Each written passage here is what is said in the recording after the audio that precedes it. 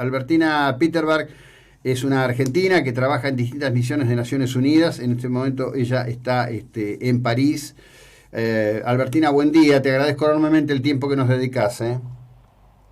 Hola, buen día, ¿cómo están? Bien, bien, muy Un bien. placer, Bueno, como siempre. bien, contanos un poquito qué es lo que está ocurriendo con Francia, ¿no? A ver, hablemos de Francia, país emanador de la cultura occidental. En teoría, para los argentinos, una nación en donde las cosas deberían razonablemente transcurrir mejor que en Argentina, que tiene severos problemas con el tema de las vacunas, en donde creo que se conjugan enormes situaciones de carácter social frente a esta cuestión que ha llevado a un encierro masivo determinado por el presidente Macron. La verdad que sí, la situación en Francia es compleja y tiene diferentes aristas, y una de las aristas que tiene y que se le critica muchísimo al gobierno de Macron es la lentitud que ha tenido siempre para reaccionar.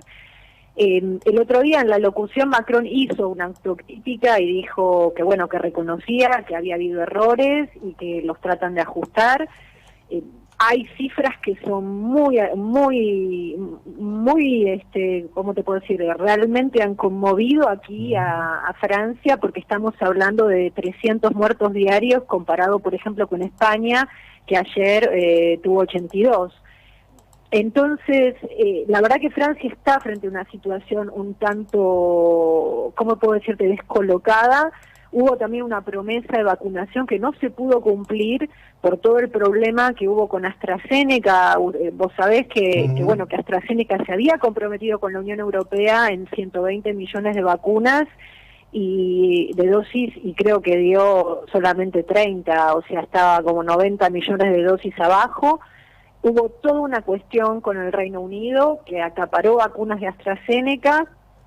El Reino Unido, Boris Johnson, luego de haber tenido una política sanitaria delirante, llegaron a los 1.600 muertos por día, creo que tienen cerca de 200.000 muertos. Se acaparó todas las vacunas, no se respetaron los pactos que se habían hecho. AstraZeneca no respetó el pacto que había hecho con la Unión Europea, vacunó básicamente a la población del Reino Unido y dejó a parte de Europa pataleando en el aire, ¿no? Claro. Esto generó un montón de problemas. Y quedó también una merma de vacunas aquí en Francia, porque no se pudo cumplir con las expectativas de vacunación. Bien, y decime, ¿cómo juega la cuestión social? Porque hoy tempranito vi en 24 horas de televisión española una especie de informe por toda Europa, donde Suecia sigue siendo distinto, en el sentido que ni siquiera exige la distancia social en lugares públicos, salvo en las horas pico de transporte público, y el tema del barbijo, muy limitado, digamos, como única exigencia también en el transporte público. Rechazo en buena parte de la población europea. ¿Cómo juega esto? Yo no sé decir la expresión exacta, el banlieue me sale, pero sé que no se pronuncia así. El área suburbana de París, donde el factor de población islámica es realmente importante. ¿Cómo funciona eso socialmente allí? Mira, la verdad es que no hay, yo antes de charlar con ustedes estuve mirando las cifras. Sabés que no hay datos, está prohibido en Francia hacer encuestas o ningún tipo de investigación sobre bases étnicas, ¿no? Entonces, por ejemplo, el dato que sí te puedo dar, que es muy interesante, es que tiene que ver con el panorama electoral. Lo que han distinguido en una encuesta del 2 de abril del Figaro, que es uno de los diarios más importantes aquí de Francia, es que la población que vota Macron está más dispuesta a vacunarse que la población que vota al populismo de derecha, es decir, a Marine Le Pen, o al populismo de izquierda, que es Mélenchon. Entonces, por tipo étnico no te lo puedo decir, pero sí hay evidentemente poblaciones, por ejemplo, hay muchísima más resistencia a todo lo que sea tomar medidas en contra de la pandemia en ciertas partes del interior del país que en las urbes, donde tenés una población mucho más dispuesta a escuchar. Y en cambio tenés población muy conservadora en la banlieue y sobre todo también en el interior, en lo que sería la Francia profunda, que se resiste a esto, ¿no? Es así, muy interesante esto que te digo, ¿no? Que tiene que ver más con por quién votan que Claro. por quiénes son. Bueno, me parece que de alguna manera también como que los vincula, ¿no? En verdad, el orden político francés, a partir de la llegada de Macron, que hay que decir que Macron es en realidad es la aparición de un sujeto antisistema, en donde el sistema político se ha comido. Yo el otro día pensaba en Ségolène Royal, ¿no? Que cuando apareció dije, bueno, caramba, bueno, viene esta era, estamos en una era de lo femenino, ¿qué es lo que va a ocurrir acá? ¿Qué es lo que va a pasar acá? Y el sistema político, la cultura política imperante hoy en Francia se la devoró en menos de 6 años, literalmente. Sí. Sí, es un caso muy interesante de Ségolène Royal, porque ella fue realmente la persona que tenía el perfil más posible y más potable, pero fue el propio Partido Socialista. Hay que entender también cómo era la mentalidad de ese Partido Socialista de dinosaurios, donde, por ejemplo, Strauss-Kahn era el candidato favorito, ¿no? O sea, había una gran disfuncionalidad en el centro del Partido Socialista. De hecho, por ejemplo, Mélenchon es un desprendimiento de ese Partido Socialista de los años 80, 70, 80, y bueno, había un machismo, pero estructural es poco decir, Sí. O sea, incluso para estándares argentinos sería escandaloso. Y hoy en día, la gran ironía es que hoy en día ella es el último referente vivo del socialismo, te diría. Claro, bueno, esto habla de cambios realmente profundos, porque bueno, además están surgiendo un montón de historias. Creo que lo de Strauss-Kahn rompió un techo de silencio en la prensa francesa con respecto digámosle a la audiencia en general, seguramente muchos lo saben, que Strauss-Kahn, al respecto del cual, bueno, se ha hecho una película un poco que cuenta recientemente su historia. Es un sujeto que utilizaba realmente el poder de manera brutal en términos de búsqueda sexual, ¿no? Strauss-Kahn era un abusador en todos los términos de la palabra, representaba esa élite, como le llaman aquí, la élite, la gauche caviar, la izquierda caviar, la izquierda elitista, que abusaba de todo, abusaba sexualmente, abusaba en todo sentido de su poder. Era una persona realmente, cuanto más yo fui interiorizando en el caso de Strauss-Kahn, más detestable como persona y como ser humano en general, ¿no? Con valores individuales penosos. Y yo creo que no se puede entender a Macron si no se sabe y si no se comprende la gran caída, la máscara que se cayó cuando se cayó Strauss-Kahn. La máscara gigante que se le cayó a esa izquierda progresista francesa cuando quedó a la luz cómo operaba Strauss-Kahn, no solamente por que era una persona abusadora, un violador, sino realmente por la hipocresía, la doble moral, la doble vara. Eso creo que fue el fin, no solo del Partido Socialista, sino de una forma de hacer política en Francia, y eso le abrió la puerta a Macron. Bien, dicho esto, hoy, con Macron en la presidencia, con todos estos problemas, dos cosas quería agregar. En la BBC dice, las vacunas contra el COVID no son obligatorias en Francia, aunque por ley se exige que los menores sean vacunados contra algunas enfermedades. Y por otro lado se habla del crecimiento enorme a través de Facebook, básicamente, así lo señala el informe, de un conjunto de teorías conspirativas que han formado un universo antivacunas muy fuerte. ¿Vos cómo ves ese registro? Es cierto que Francia tiene, diríamos, mucha resistencia a la vacunación, tiene cifras altas. Hay que decir que las últimas encuestas son de noviembre, diciembre y principios de enero. Es muy lábil esto también, Esto es enormemente lábil, no es que se queda en un solo no hay que quedarse con una sola idea. Y también hay una complejidad aquí en Francia, que es que el movimiento anti-vax, como lo llaman ellos, es un movimiento que engloba conspiracionistas, que son que están viendo el complot de los Illuminati y no sé qué.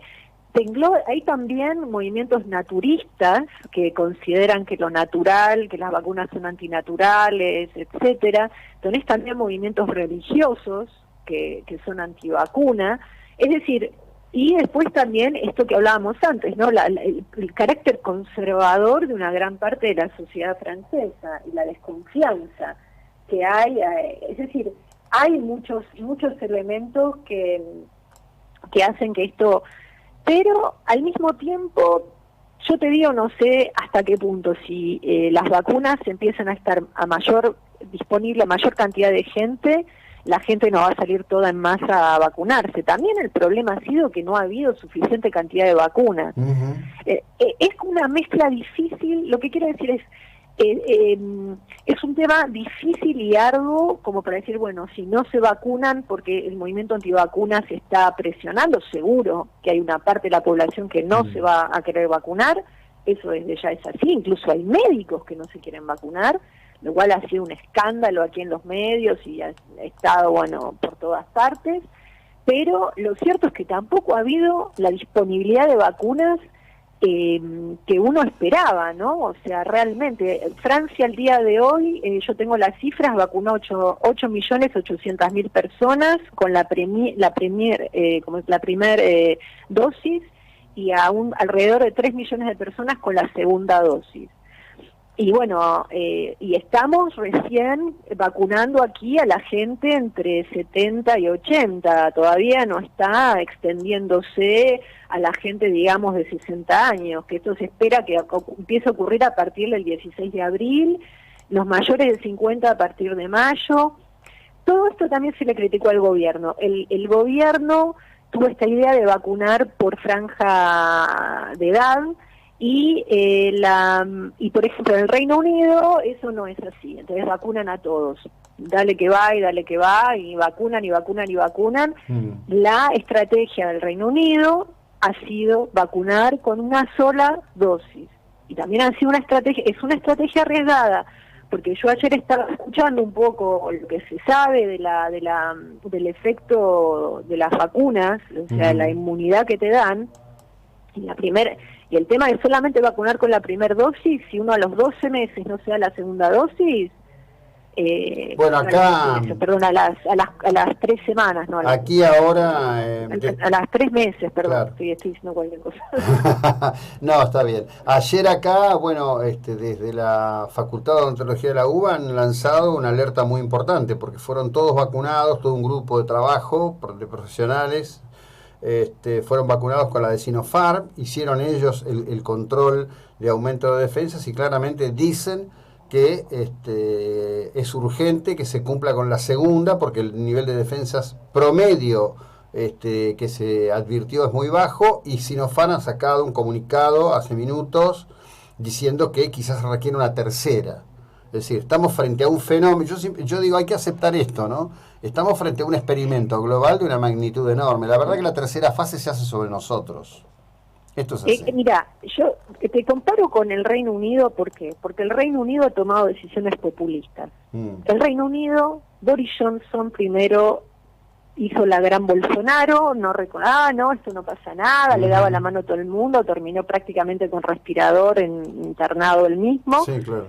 Después revirtió, no honró los acuerdos, se quedó con todas las vacunas, vacunó, hizo también de la vacuna un efecto populista, acá vacunamos a todos, ciertamente logró bajar de una manera increíble, pensá que morían 1.600 personas por día, creo que el otro día fallecieron 10 personas, te estoy hablando de cifras que uno no da crédito, impresionante. Ahora bien, tiene, no sé, 40 millones de personas con una sola dosis, Sí, sí. Y esto, claro, por eso digo que Francia tomó otro camino. Francia tomó el camino de decir, no, vamos a ir vacunando a los más vulnerables primero, vamos a ir vacunando por franja etaria, no sé, creo que se dice franja etaria, vamos a ir vacunando por edades y vamos a ir ordenadamente dando las 2 dosis.